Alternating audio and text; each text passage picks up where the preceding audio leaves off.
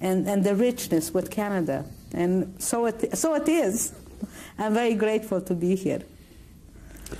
What other things do you remember about Auschwitz? Experiments with things? What do you remember? Experiments. The only thing I have seen was the twins. Twins. They were experimenting with twins. I don't know what they did with the twins. How do you know they were? It was a hospital. There was doctors, there was nurses, and we have seen them. They were dressed.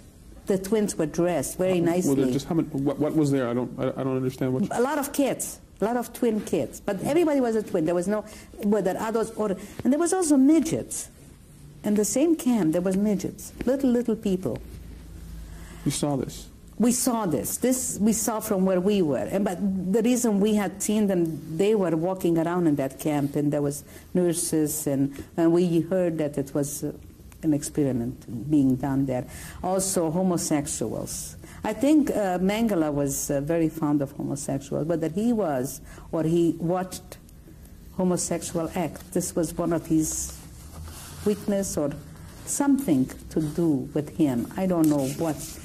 But you saw something, homosexuals in relation with him.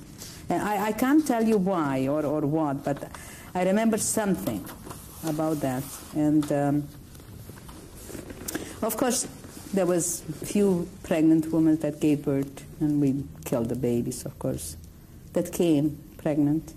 Why in Auschwitz, from home or from, and you couldn't see that they were pregnant or they looked fat. They didn't know themselves.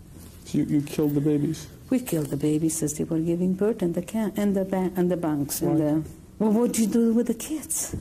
You couldn't, I mean, you know, you couldn't have children. Or then the mother would have automatically gone to the gas chamber with the baby.